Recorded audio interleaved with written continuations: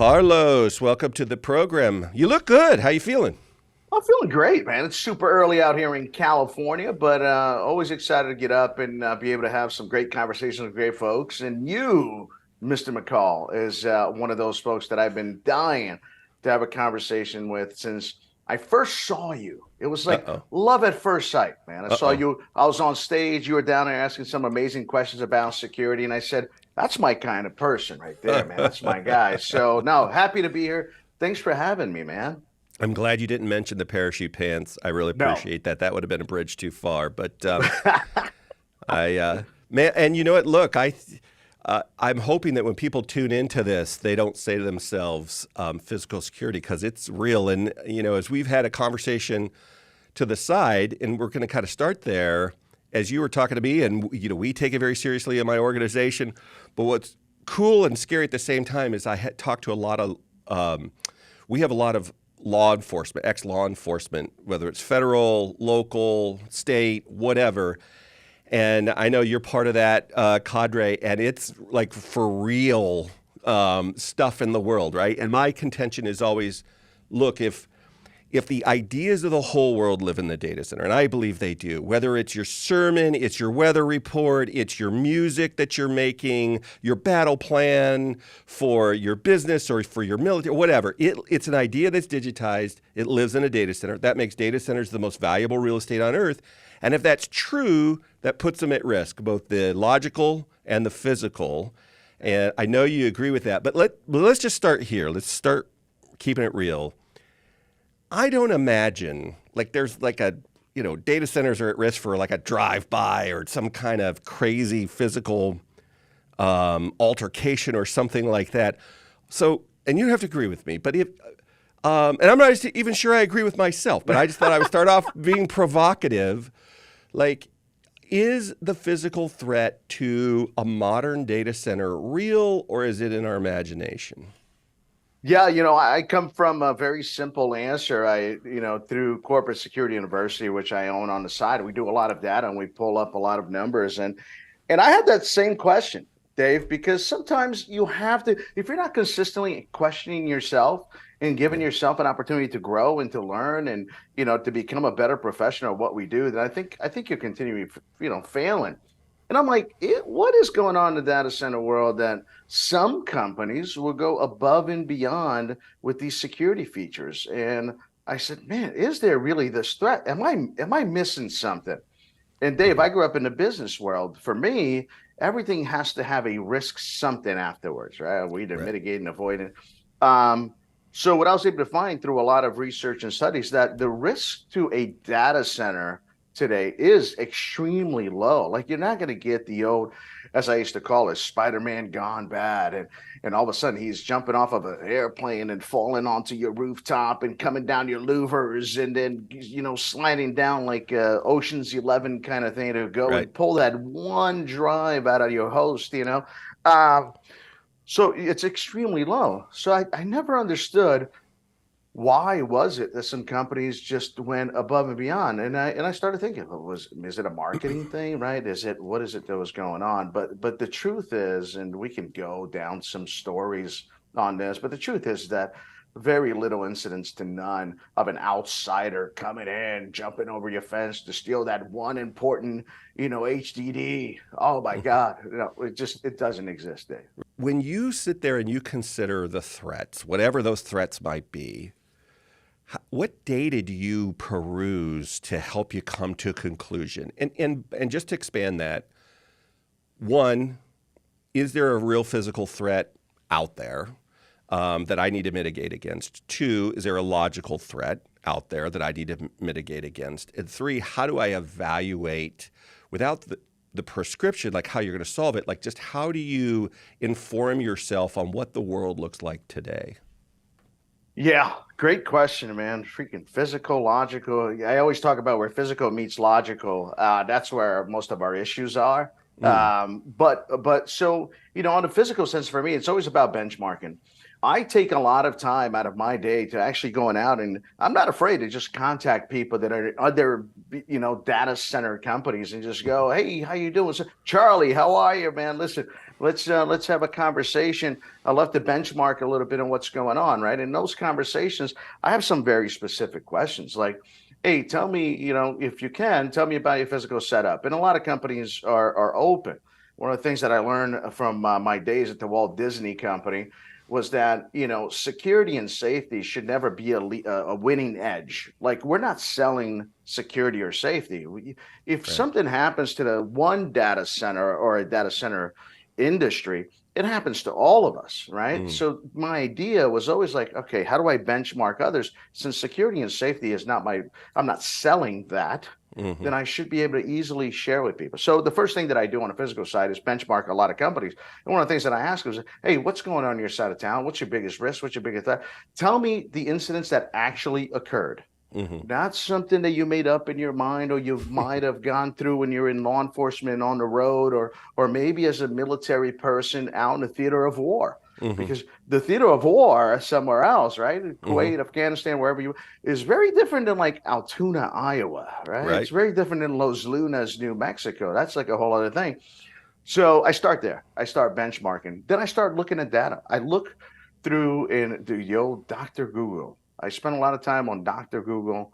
And you could pull up pages upon pages upon pages. Just put data center and then put a bad word next hmm to it. Yeah, pick bomb, pick whatever you want, or hmm burglary, theft, hmm you know.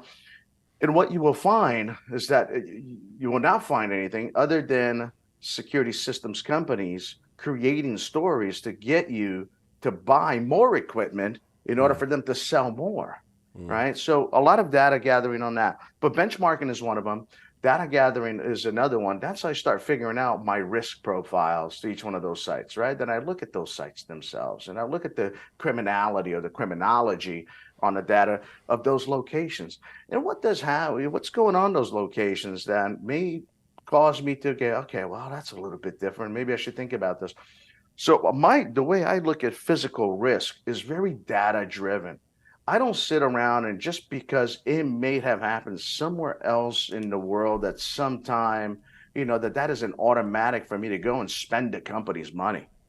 That's how I do it. Now, on the logical side, and I said physical is where logical, my biggest threat is where logical and physical meets. Remember, I stay on the physical security side, but if anything is going to happen, it's at the rack.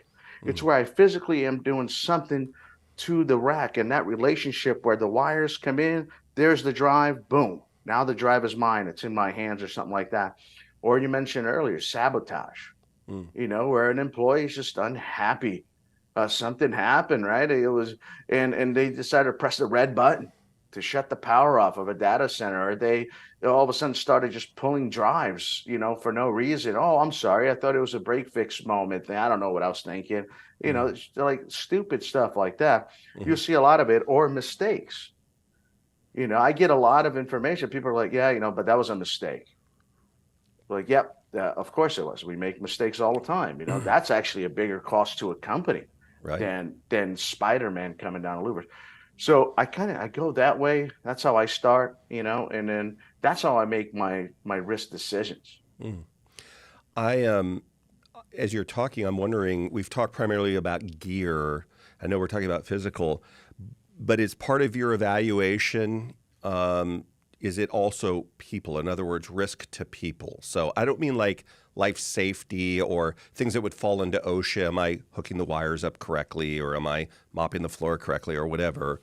I mean, could the physical threat be against another person, either an employee threatening somebody, or somebody in the parking lot, or blackmailing somebody to do something? I'm just trying to let my Yeah, yeah, yeah. imagination, like, does that fall into the purview of this conversation?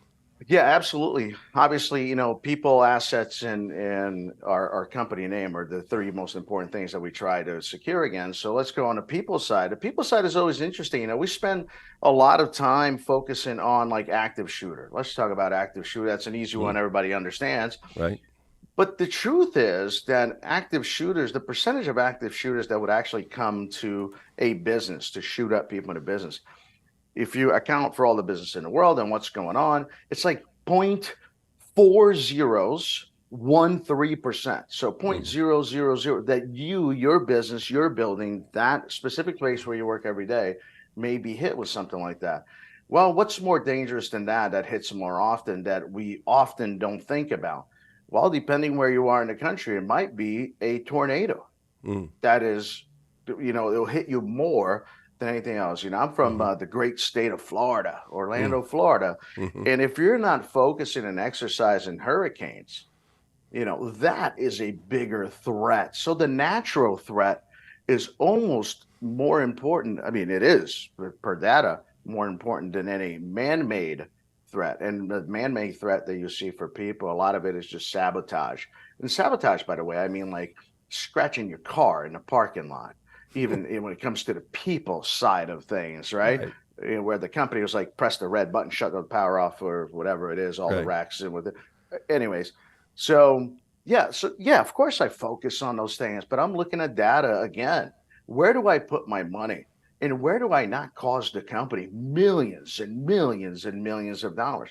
And by the way, the most important part, Dave, is explaining to people that are not in my field that, hey, yeah, once a year we'll go over active shooter. We'll pass out, by the way, if you don't have a security awareness program for your company. You should have it, Mhm. which is a great thing. I took from my learnings at the Mickey Mouse Company. Mm. But if you're not educating folks that, like, yeah, active shooter is important. However, let me show you why I focus so much more on this. A lot of our jobs is to educate people also on why is it that we're making the decisions we're making, right? Right.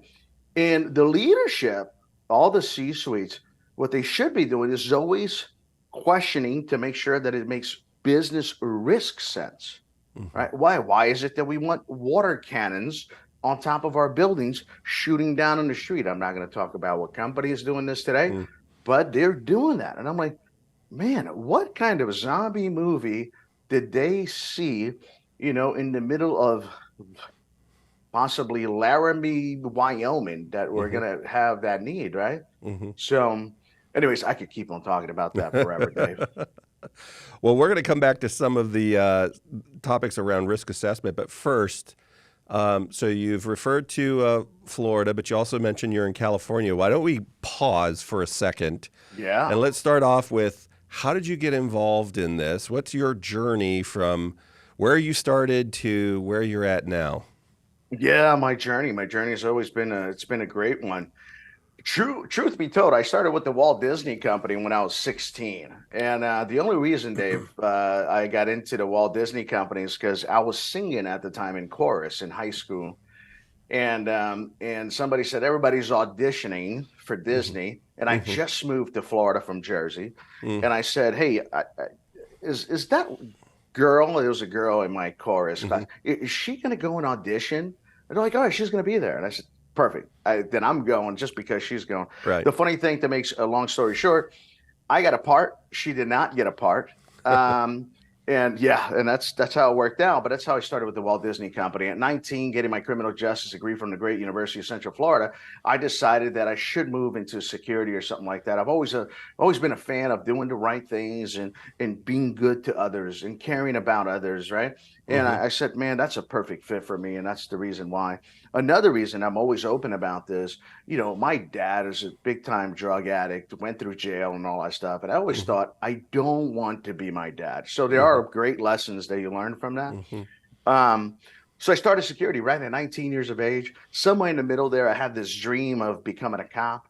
So I Hmm. stepped away, what they call a temporary, part-time temporary at the Walt Disney Company. So I was a Hmm. cop all day long. And then on the weekends and my time off, I'd work at the sports complex, and Hmm. deal with all the Atlanta Braves, Tampa Bay Buccaneers, Orlando Magic, all of the stuff that Right. happened there. And then, yeah, but I slowly moved on from being a cop. I realized that at 30, at the time I was 31, I knew too much. And Mm. I tell this to cops all the time. If I would have gotten into like 2021, I wouldn't have known much better, and that would have been my life. Hmm. But by 31, I was like, yeah, this is not what I thought it would be. By the Hmm. way, I graduated top in my class, number three, number one in defensive tactics, number one in community service. and I was a class officer. So I did really well. But when I got in, I was like, I'm not sure this. Came right back to the Walt Disney Company as a security manager because by the time I was a security lead by when I Hmm. left. And then Super Bowl 50 called me to California. That's how I got to California. Mm. I was one of the directors of Super Bowl 50, which was great, the Great America Complex, if you're out here, which covers Levi Stadium. And then I learned about tech. I went from service industry to like tech. Huh, this thing is great. And I'm going to be honest with you, I was single at the time. And I said, well, they pay this much more. And that's the reason why I like being part of associations too, because Right. I'm always benchmarking with people. And Right. I'm part of ASIS International, which is the biggest security body. That's why you see a CPP next to my name that certifies it. And then people are telling me about this, that. And that's how I got into a company called AWS, a very Mm. small company in the data Yeah. center world. Yeah. They got And some novel ideas. They may make it. yeah, I think so. I think they were able to figure out what like data elasticity kind of looks like and how to figure that thing out. But anyways, um, so that's how I got into data centers. And to be honest with you, I fell in love Mm. with it. It was very different than the people heavy industry that I was in. You have Mm. to really think about it. And what I loved more about it, Dave, is that people care about data. Yeah. And I'm like, okay, that I could do because it makes sense to me. It always did. But anyways, I'll stop there. But Yeah. yeah, man. Well, look, when you digital infrastructure, whether that's data centers or all the things that are related to it, don't always get a good name, usually or a good rap, mostly because people just don't understand. And Yeah. we get anxious about the things we don't understand.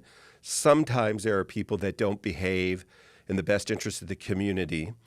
But Ah, the really cool thing about digital infrastructure is it is how the world connects to the modern economy. And while it has its growing pains, and we all go through them, both in the design, construction, and operation of the facilities, the good use of data, what data should be exposed to our kids, how do we manage it, how do we make sure we have enough to live a healthy life, but not so much that we can be manipulated and controlled. All things to be uh, answered, and we should stay engaged. A wide, diverse group of people should stay engaged. But the value of it, the value of the opportunity for us to have this conversation, right? The yeah. opportunity for you to go to your doctor and he to say, hey, Carlos, I got some voodoo dolls that look a lot like you from all over the world. And they're eating like this and they're exercising like this and they've reduced their risk to an unhealthy life like this. This is what I want you to do. And of course, you and I would say, well, I need a new doctor. Obviously, he's not paying attention, or she. But in all seriousness, I mean, it can, it really can be leveraged to change our life for the better. And a significant portion of the world isn't even connected, much less high speed. And so to be part of it, we need to be part of it. But we also need to protect the people and the infrastructure and the stuff in it Yep. because it's, a lot of it is treasure. It's important, either personal stuff that could be weaponized against us, or it's Oh, memories, absolutely. or it's these other things. So it is a serious thing that we need to take seriously. And I like to hear your story on how you're doing it. Yeah. First of all, I am a people person, so that's great. I think, What? yeah, yeah. It's something I learned again. Maybe I should just wear my Mickey ears. That's right back here You're all the wearing time. them. You're I wearing know. them. Kind Oh, of, that's kind right. of. They've slid down a little bit, but I feel like I'm a Star Wars Mickey Mouse guy right now. But the way I do it, yeah, you do have to put people first every single time, right? People's security and safety is it. So it's always good to start there. But again, to really understand what are the things that affect folks, at a data center. And I usually start from the outside in too, because look, if my folks are parking on the street because my data center doesn't have a standoff space, or it doesn't have a fence line or something like that, I want to focus my security awareness program, as I mentioned, security awareness program on the outside, right? Hey guys, listen, don't leave things visible to people on the streets, right? Don't let when you're coming in and out of your car, check your surroundings every single. So I mean, I could go on that forever, but right. it starts that way for sure. But again, it's all about you going into each individual site, David, and you have to do an individual risk assessment of what's going on, Mm. right? And then, what is the biggest risk? Is it a people risk at that site, or is it more of, I don't know, some type of equipment risk? What is it? Assets, Hmm. you know? And And by the way, going into that site, what's going to happen to the name of the company that I Hmm. work for? Is that at risk, right? So yeah, no, people always first, but you have to really take it an individual approach. Right. One, I remember early days for me in the data center business. We the original what we are calling data centers today, the original idea of them started in what we used to call carrier hotels. So it's the telecom industry, where they would have these carrier hotels, which is just to say it's where all the fiber would come together and then the infrastructure to make those connections. And then they would have some IT infrastructure. That's really sort of the connective tissue of what, the huts that the facilities and the forts got built out of over time. But those were all downtown. Yep. I don't care if it's Toadsuck, Arkansas. I don't care if it's Cleveland, Ohio. I don't care if it's the Bronx. They're downtown. And we would many conversations with folks about, look, go check your place out at 2 in the afternoon. That's great. Where you're walking with your carts full of gear. I don't know why I did this when I said carts full of gear, but your stuff, right? And then go there at 4 in the morning because most Yep. maintenance windows are not at 2 in the afternoon. They Yep. are, you show up at 8, you start queuing up, you have your conversation, you work through your whatever, and sometime around, I don't know, depending upon what we're talking about, 10 and midnight, you start getting to work. And what that usually means is you're going back then, you'd go back out to the loading dock we you didn't have big fences around a downtown building. The loading dock was right next door to the comedy club. They had people coming out at 1 in the morning or whatever, and you had traffic, the foot traffic that came by, and not all of those are savory people. They didn't all just come from Bible study, and so there was. They're probably the things that drove you to Bible study, so that you had these environments, and in the early days, we weren't really aware of it. But as we Right. got larger Yep. and larger, we began moving not just to pursue infrastructure, but to try to get out of these environments. Conversely, one of the most interesting things, we have a facility that's near like a holding site. It's not a big secret. It's here in Atlanta. Sure. I guarantee you, at 2 o'clock in the morning, you know where one of the safest places you can walk in the greater city of Atlanta? Right next to that place. Why? Concertina wire as far as you can see, a police vehicle coming by every 30 seconds, a whole bunch of people up in buildings and infrastructure around you, lights everywhere. You would Yep. much rather be there at 2 o'clock in the morning than downtown, some of these metropolitan areas. I don't care if it's Santa Barbara, because there's nobody wants to do anything bad underneath the purview of these people. But that's something that as we've evolved and as we're building out, you've got to be aware, and this, and everybody knows this, but it's not always intuitive until you experience it. Your physical surroundings and what did the logistics of accessing, interacting around, and exiting a facility is. And you guys need to take that into consideration.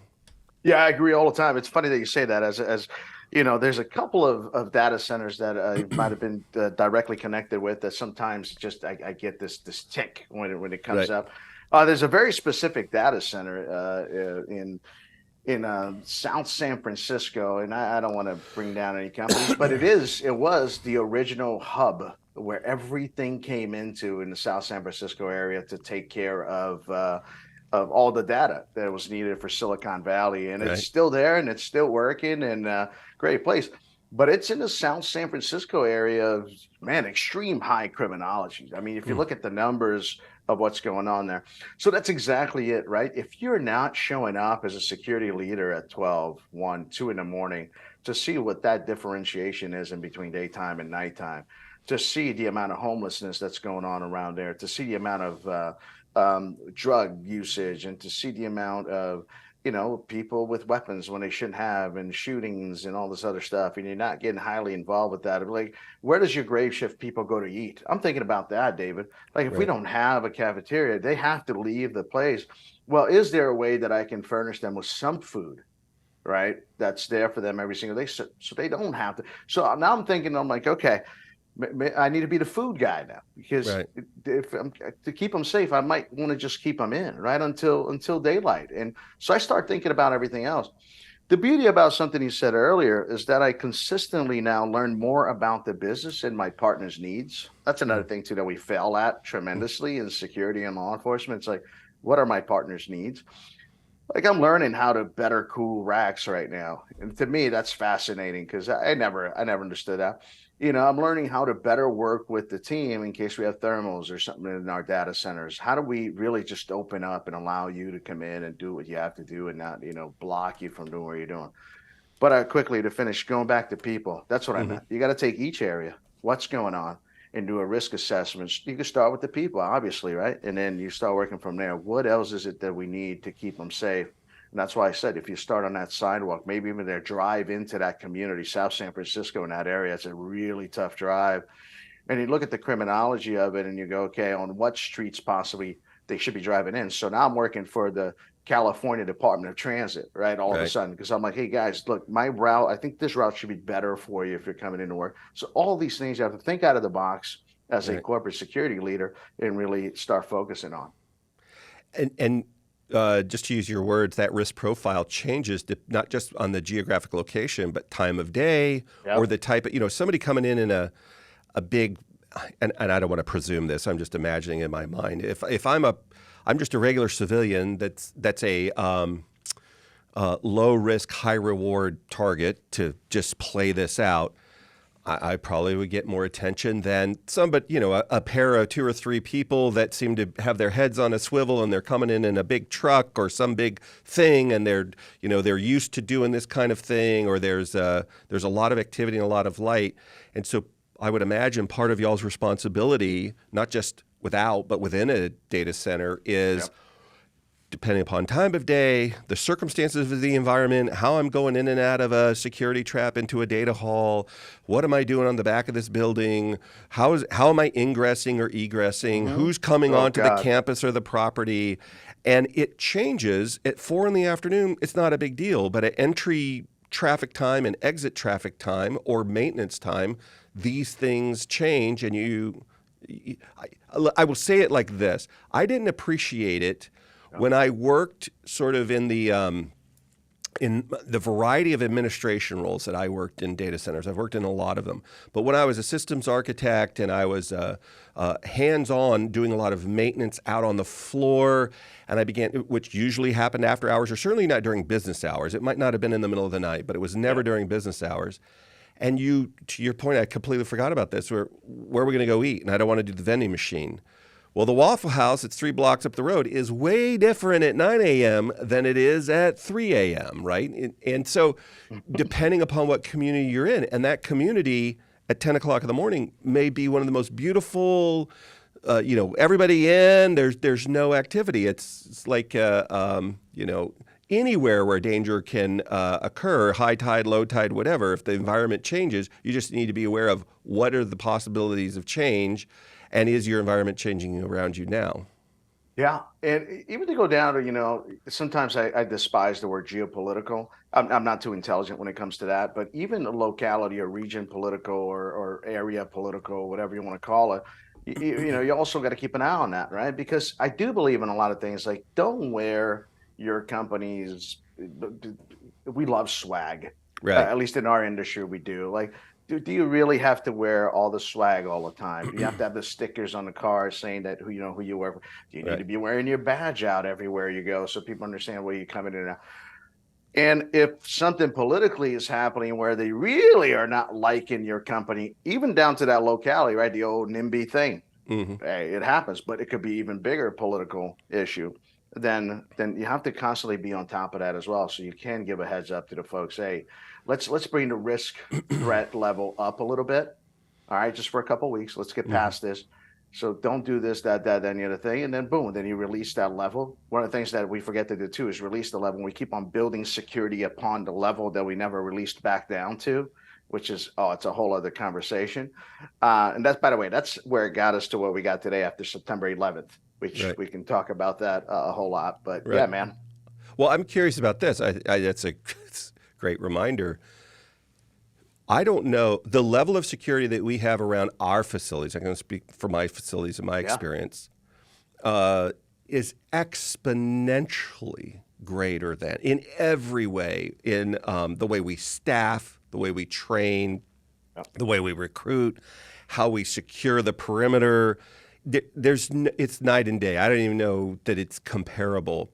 But when I was a kid in the 90s, I worked for the University of Texas, and I was able to run online game servers at night because we didn't have a firewall to any of the connectivity coming onto campus. I think the statute of limitations has expired, and I won't get in trouble for running Doom or any of these racing things that I used to do. But, I would every now and then I get a call from IT saying, hey, we saw some bandwidth at like 10 to midnight on your thing. What was going on? We were but it was unusual because normally what you would do if you were doing something wrong, you were downloading stuff, right? There was something you shouldn't have been downloading or whatever. And this was this like multi-traffic because people were logging in their game servers and racing or killing zombies or whatever we were doing, having a good time. But there was no firewall. You walk right onto campus. We were protecting students and physical security for sure was a strong presence, but as it wasn't around like connectivity things. We didn't think about IT infrastructure as the thing. Right. And so whether it's 911 that you just mentioned or whatever, have we always had a security mindset around stuff like this? Or maybe another way to ask it is, what's sort of the history about when did human beings get really serious about protecting physical assets like this? Maybe it started with, I don't know, a castle or whatever, but what's the journey when we think of physical security with infrastructure like this? Yeah, so I might geek out a little bit here, everybody. That's okay. So listen to as much as you can out of this. So it's very interesting. Exactly what you said. Security was very militaristic based. So anything that you needed to secure, we used the local military or your personal military, and that's been hundreds and hundreds of years. And in the old castle days, ha-has, rivers around castles, and all this, the moats and all this other things were the way to do it. But yeah, we used the military. And it's funny, it wasn't until about 1737, David, that we thought of this concept. England was the first one to think about it. It was like, okay, well, we need to secure our money in our Senate, our House of Parliament.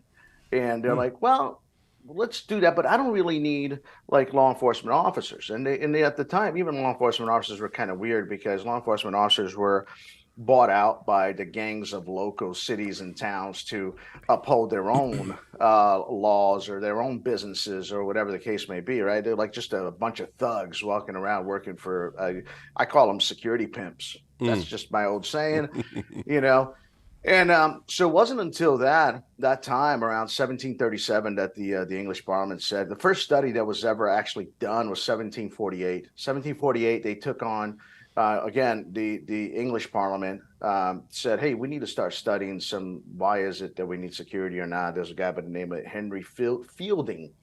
He was the first crime preventer throughout history. If you look at Henry Fielding, you'll see that. In the security industry, like more in the U.S.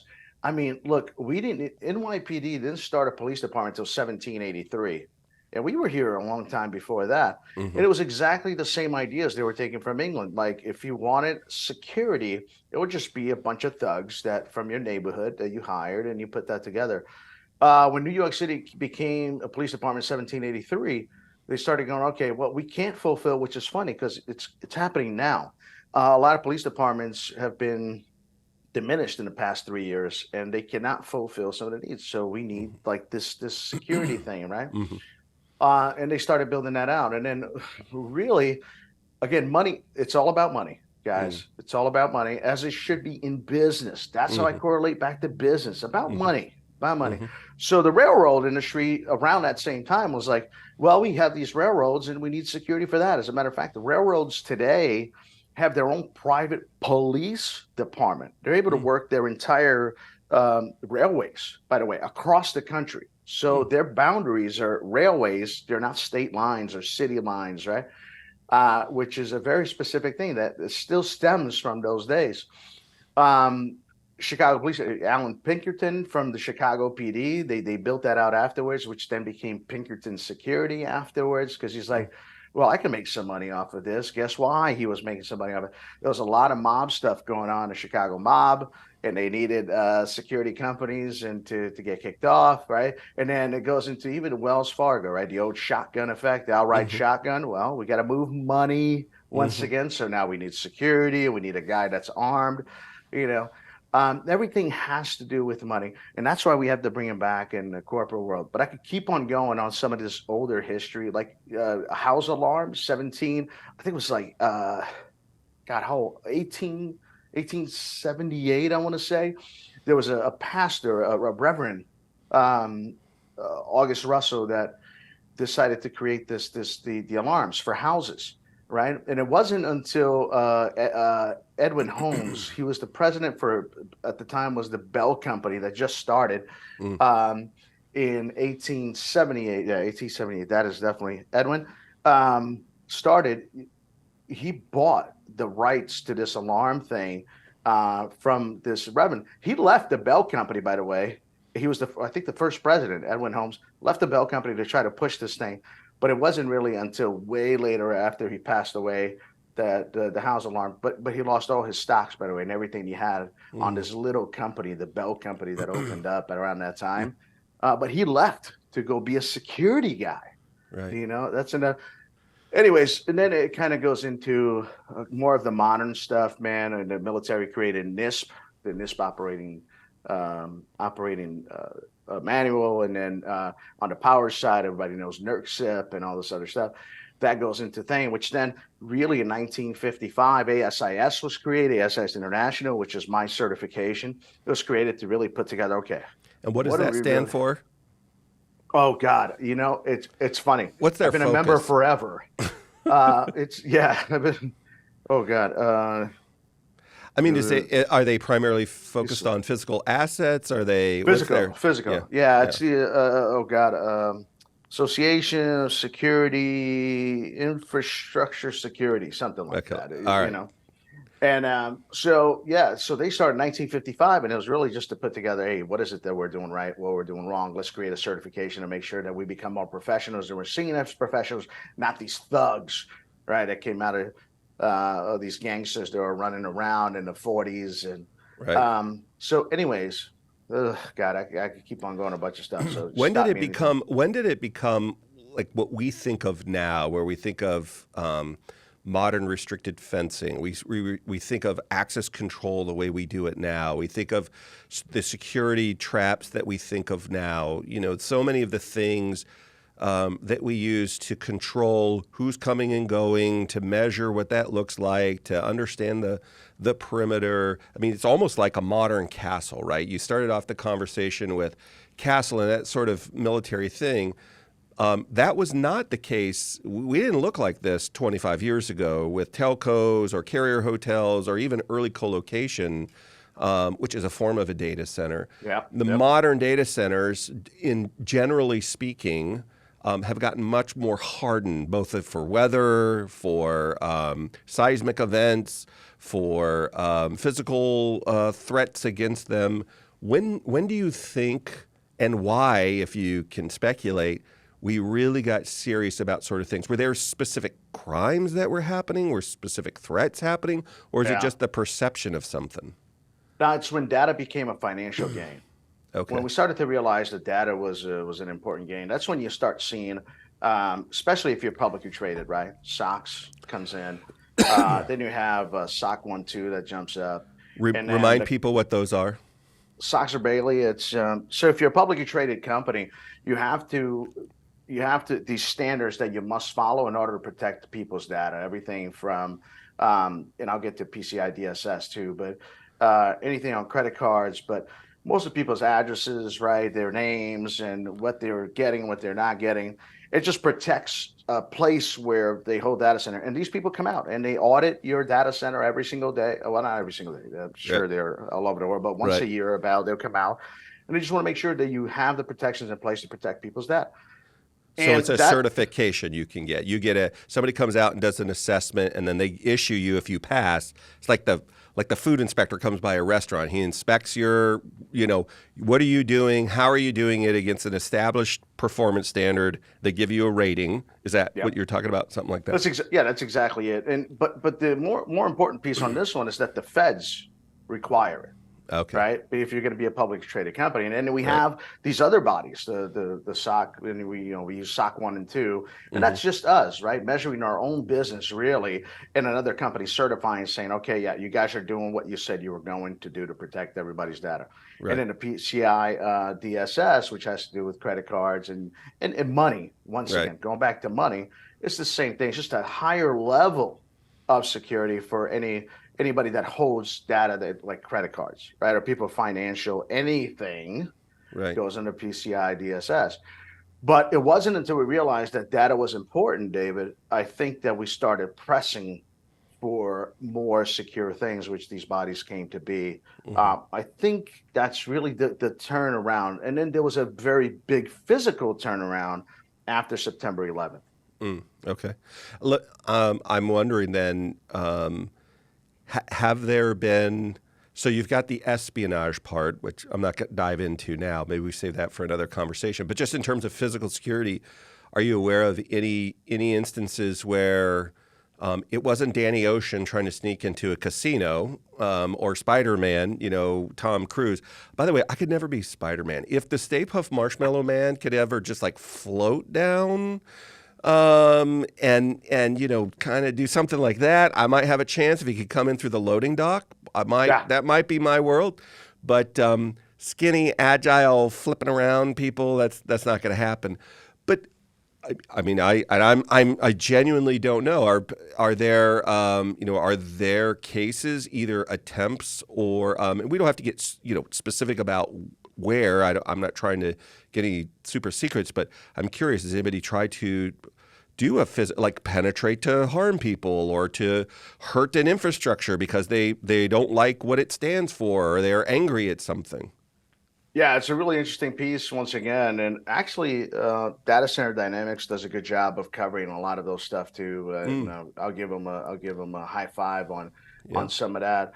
But that's the thing, man. There was a big group in England, 2006, 7, and 8, that was going around trying to steal whatever they thought they can make money off of. And they're like, well, these just computer things. I heard computer things are important, so let me just go in there and see what I could find. And it's very interesting. We have, EasyNet Level 3 and Verizon, and I think Vodafone, CI Host as well in 2006, 7, 8. One of the things they found out, they was the same group.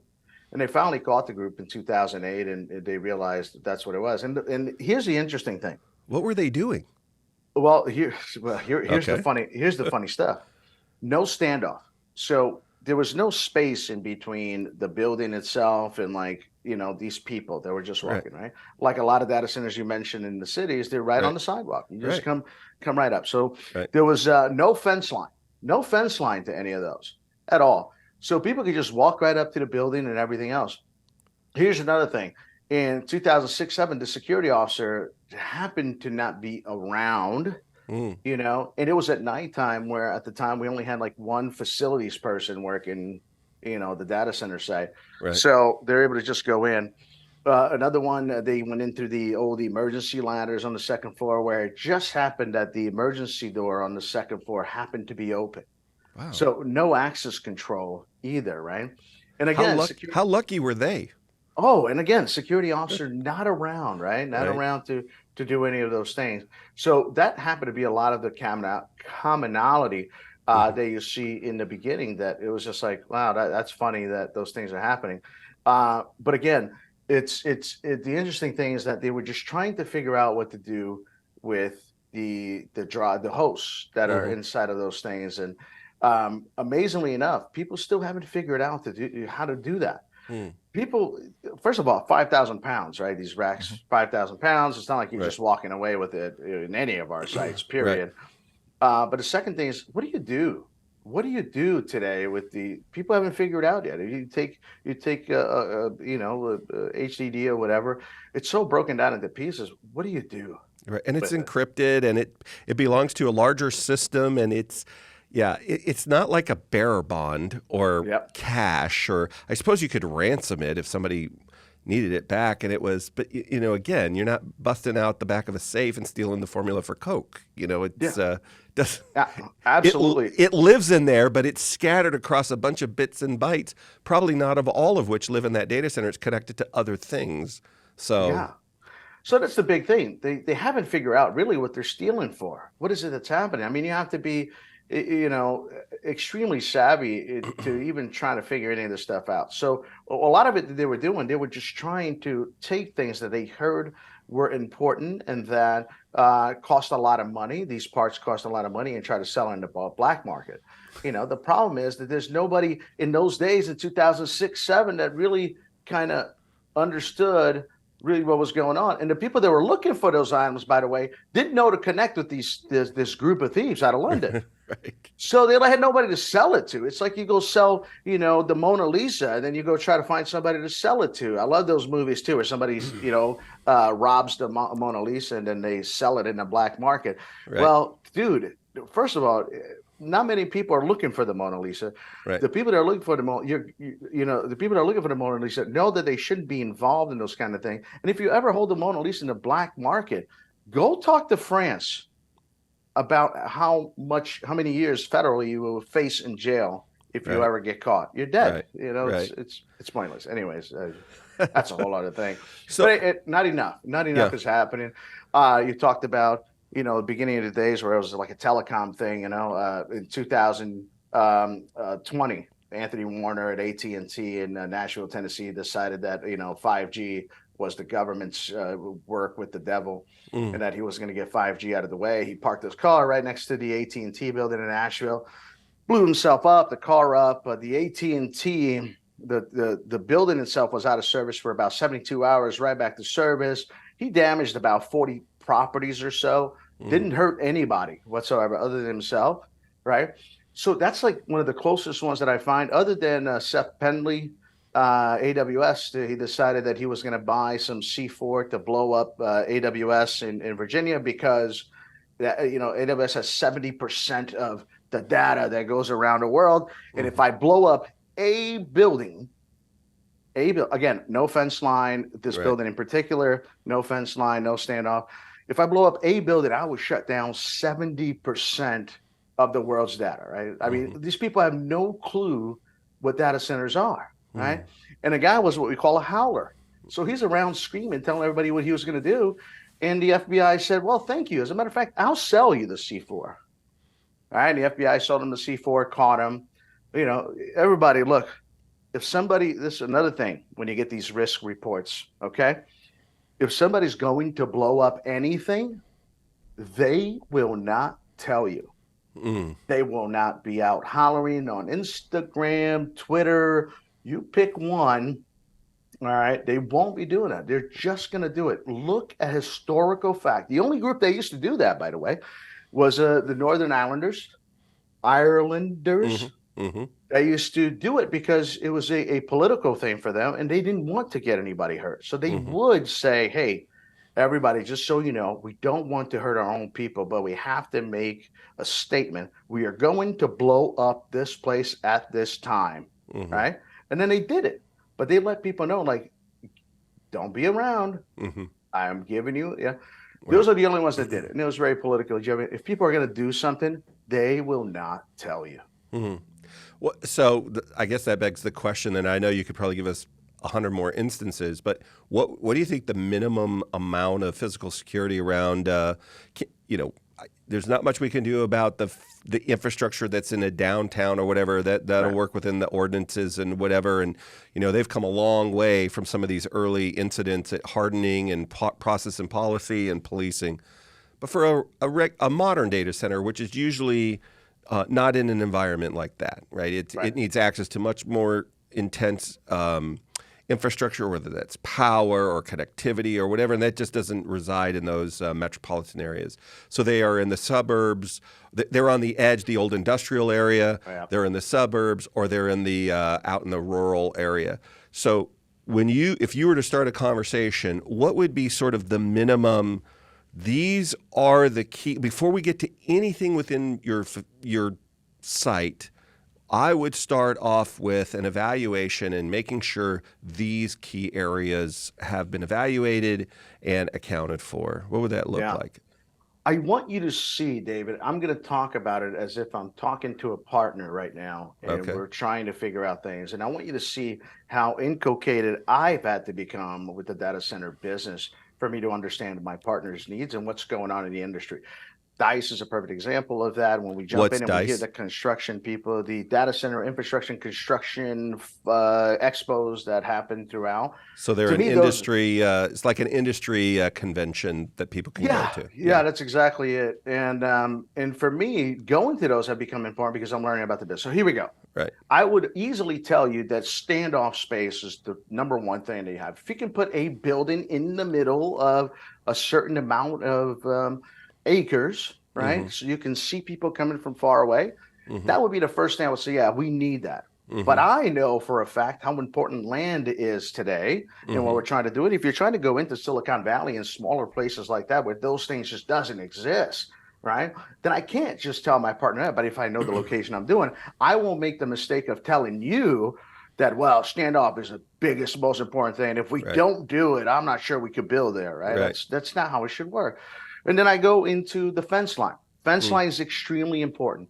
And if you can put in a fence line, that stops pretty much all of the 8, 9 external physical security issues that have occurred throughout history of data centers. You stop basically 100% of that because none of them had a fence. So there Is you it go. a particular kind of fence? It's not. I'm sure it's not just a chain link. Oh man, Because there a you chain go. link did not stop me at 14 Well, there you years go, old. right? Well, yeah, no. But again, you have to figure out what you're going in that building for. And if you don't know what you're going in that building for and it's just a fence, you know, then you don't know. But here it is. It's funny because you have to work with really great fence companies that won't BS you. So the fence rating are 4K, 8K, 12K. And if you're working with a company that automatically tries to sell you a 12K fence line, that's 50,000 tons at 50 miles per hour crashing into your fence line. By the way, we are not, once again, in the Cold War and Russian tanks are coming up to our fence line. Okay. We do not, the odds that you're going to need that they are going to actually use a motor vehicle to break through your fence, to run into your data center, climb the louvers, go in and, it's just not going to happen. So, yeah, so a 4K fence is enough. 4K fence, 30 miles per hour at 30 tons. You're really just stopping now. It's more of a safety thing. You're stopping vehicles from going into your property, maybe running over somebody or maybe hitting your building, possibly if you don't have enough standoff space. That's where you're at with that more than anything else. So yeah, fence extremely important. Now let's talk about money once again. Let's bring back to money. So if you're not compliant, right, your certifications ain't right, you're not doing business. It's that simple, especially if you're publicly traded. So anything that has to do with that. So for example, you have to have a great access control system. So fence line, access control system, and a great camera system, right? And 30 frames, 10 megapixels, that's good enough. Okay, you can go there's obviously faster, slimmer, trimmer, cameras out there, but like you don't have to do those things to stay compliant, certified, and be able, in case you have an investigation, to be able to do the investigation itself, right? That's important, but that's after the fact security. That's what I call it, So as long as you have great camera systems, access control system, and a fence line, you're winning. You're winning. Everything else, intrusion detection systems, right? That's kind of extra. The old, as I said, oh, by the way, great policies and underwritten. So if you must have a minimum standards document. By the way, everybody, if you don't have a minimum standards document, that's like the base. That should be the base of your foundation. And then you go into policies, procedures, post orders, right? It builds upon that. But yeah, so those three things. If you can do the fence line, great access control systems, great camera systems, you're winning. I think that's exactly right. I mean, that makes sense to me. The only thing I would add to, I think what you said, hopefully you would agree, is you have to have a rigorous training program, right? You've got to have, as you go to do it, you've got to have, look, this is what we say we're going to do. Right? This is the intelligence, but the way that you get the maturity, I just know this from my military. Like here's the kinds of ranks that you salute. This is what a weapon looks like or whatever. And then I go under qualified supervision, some of it internal, some of it external. and I go through the training, and I know you've done this because you've been in law enforcement, you've got your certifications, but I have to be assessed, regularly assessed. My policies have to be assessed. Do they actually do what we're supposed to do? Many times we're refining them so that they're not bureaucracy getting in the way, but they are actually delivering on something. But I have to train against it. Here's why. We can have an active shooter protocol, and if I bust out my 1998 dot matrix printer and that sucker goes off, people are hitting the deck around here like that sucker, we're terrified. So, right, wouldn't you add that to the program? So perfect. And we didn't plan any of this. I'm just thinking out loud with you. Oh no, that's perfect, right? Because if you don't do those things, and it's funny, people always ask me, what are like the top 3 risks of data center as you see it, Carlos? And I said, one, it's always hackers, but more in the sense of info security stuff, like people still leaving their passwords out, or people replying to emails that they shouldn't be replying to, or people, the social engineering part of hacking is still like the biggest issue that I see out there. The second one is anything that has to do with us not kind of having a great maintenance program, like it has to do with mechanical stuff, right? Water issues, fire issues. That's about how I do. But the top third one that I always mention is exactly what you just said, is that if we're not training properly and we're not assessing properly, and most important, like the last piece I just said, continuing that maintenance after the fact, we are failing. Those are the 3 biggest money killers of any company, right? So no, I agree, bud. I agree. One of the greatest values we have at our organization, the greatest valued assets, in my opinion, is actually a human being, not just all human beings, but a particular human being. His name's Charlie Margiotta. And one of the reasons, our man Charlie, let me tell you why. So Charlie comes from a long, I think he was a state cop early in his career. He was FBI for a while. Yep. But Charlie's one of those people that is able to bridge the gap between the way we would say it in sales is a business requirement and a technical solution. In other words, he's able to come with a right level of here's the threat we're trying to mitigate, whatever that is. And he's able to articulate it in a way that isn't super, like it's so fantastical. Spider-Man's going to drop and he's going to do, like people just wouldn't believe it. And it's not so minimal that people don't, so fantastical they don't take them serious, and so minimal that they don't believe they're at risk. He is able to convey, here's the real thing, and assign to it monetary values. When it's human beings, there is no monetary value assigned, right? Human beings trump all things. And then from there, you go through the assets and the risks, much of which was you said. But if you don't have the ability to articulate it regularly, and he's a member of a team, to articulate it and then also help to do the evaluation. You were talking about partners before. I think what you meant there in partnership, but I'm going to expand it, is the partners within the organization, right? In IT, we would say the compute guys have to talk to the storage guys, which have to talk to the network guys. The mechanical guys, which is the plumbing and whatever, have to work with the electrical light. This is a fully operational Death Star. Like all these organs and all of these things have to work together. If the kidney's not making it, and the heart's crushing it, well, you still lose. It's all gotta work. So Charlie's so good, and the team that he's part of is so good at communicating why we need to invest to our leadership that control the purse strings, why I need to be serious about my training as a employee here, that where the real risks are. No, I cannot tape my password to the bottom of my keyboard. No, it can't be password. I know you used a 0 in it. Still not good. Like those things. And he's not the only one, Andrew Wild, who leads that group, our CISO, and all these others. But that's as important as anything else we've talked about, is that those professionals that we take Charlie seriously. I mean, he's good-natured, he's good-humored, but we take him seriously.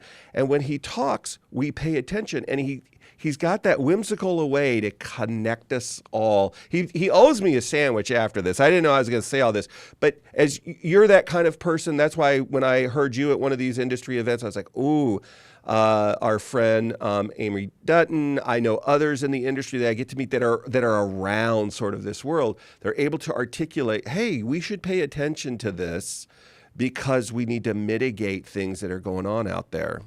Wow, man.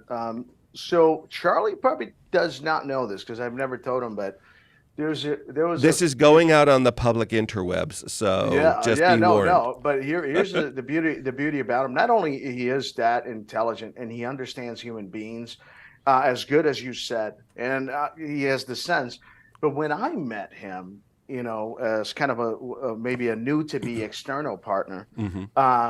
one of the things about him is that he knows his stuff, but he's calm, kind, cool, Yeah. collected.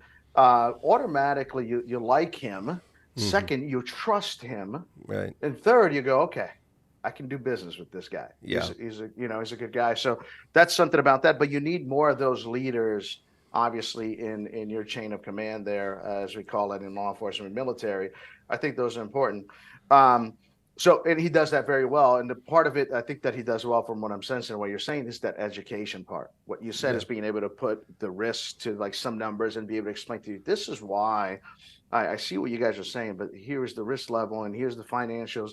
Do we just kind of risk accept this one?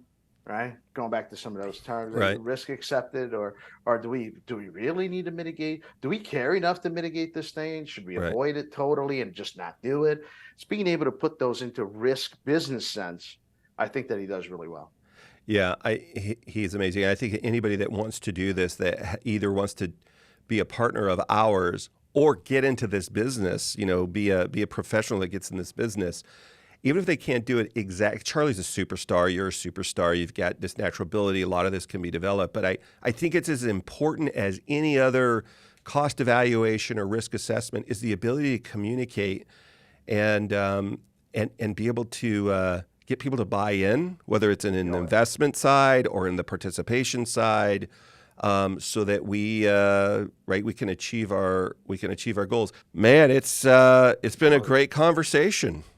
David, awesome.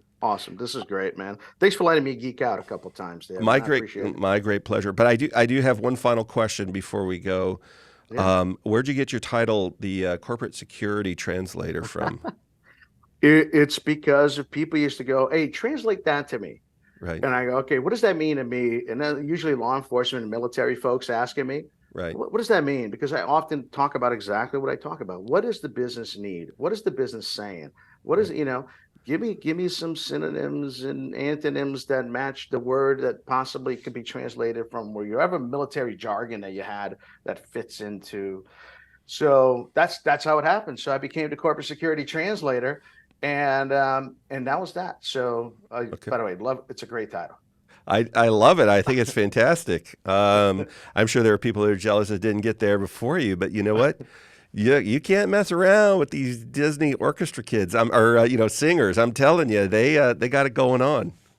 Yeah, and the beauty about it, and one of the biggest things that people have told me is that, the beauty about you, Carlos, is that everything you explain, you can tell a story about. Hmm. And I usually tell them, well, it's because I learned with the Walt Disney Company. There's nothing that you should not explain in that you can't relate back to a story or tell it in a manner of a story where people won't, either connect with or love it or understand it. And I think, again, all those years, man, with the mouse has really helped me be able to communicate with folks and actually, educate and just have great conversations with. So again, I appreciate you having me here, bud. My great pleasure.